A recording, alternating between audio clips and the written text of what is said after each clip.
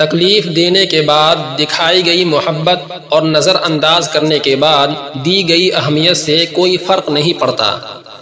ہجرت بڑی مجبوری میں کی جاتی ہے، چاہے گھر سے ہو یا کسی کے دل سے۔ خواہشات کے پاؤں چادر سے باہر نکل جائے تو پھر سکون نصیب نہیں ہوتا۔ خاموشی نامناسب سوالوں کا بہترین جواب ہے اور مسکراہٹ ہر حال میں بہترین عمل ہے۔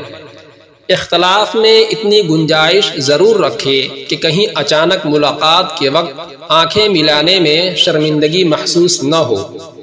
ہمیشہ ایسے شخص کو چناؤ کرو جو آپ کو عزت دے، کیونکہ عزت محبت سے کہیں زیادہ خاص ہوتی ہے۔ وقت عادات اور خواہشات دونوں کو بدل دیتا ہے۔ نسلیں آپ کی نصیحتوں سے نہیں، آپ کے اعمال سے سیکھتی ہیں۔ کوئی کتنا ہی بڑا کیوں نہ ہو، اندھوں کی طرح اس کے پیچھے نہ چلو۔ جو جتنا تمہارا ہے تم بھی اس کے اتنے ہی رہو۔ زیادہ دل کی غلامی میں عزت کی نیلامی ہوتی ہے۔ حالات اور وقت کی تبدیلیوں سے بدلنے والے تعلقات سے بہتر ہے کہ انسان تنہا رہے۔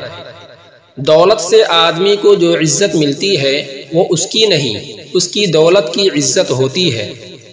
ہم سفر خوبصورت نہیں، قدر کرنے والا ہونا چاہیے، کیونکہ گھر خوبصورتی پیسے اور طاقت سے نہیں، اتفاق، اخلاق اور محبت سے بنتے ہیں۔ بیداری پہلے خواتین میں آنی چاہیے۔ اگر مرد بیدار ہوگا تو صرف ایک مرد بیدار ہوتا ہے، لیکن اگر ایک عورت بیدار ہوگی تو وہ پوری نسل کو بیدار کر دیتی ہے۔ بد کردار عورت کو کوئی نہیں اپنائے گا، لیکن محبت کے جال میں پھنسا کر عورت کو بد کردار بنانے کے لیے ہر کوئی آزمائے گا۔ بیٹیوں کے گھر جہیز یا تعویذ سے نہیں بستے، ان کو دینی تعلیم، اخلاقیات اور گھریلو معاملات کا پتہ ہونا بہت ضروری ہے۔ انسان کون ہے؟ جو غلطی نہیں کر سکتا وہ فرشتہ ہے، جو غلطی کر کے ڈٹ جائے وہ شیطان ہے، اور جو غلطی کر کے فوراً توبہ کر لے وہ انسان ہے۔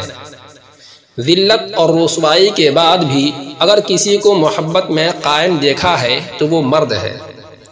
عورت شادی کے بعد اپنے میکے سے ٹیوشن لے کر اپنا گھر خراب کرتی ہے، اور بعد میں کہا جاتا ہے کہ طلاق اور خلا یافتہ بہترین ہمسفر بن سکتی ہے۔ دنیا کی خوبصورت ترین چھت باپ ہے اور دنیا کی خوبصورت ترین چھاؤں ماں ہے۔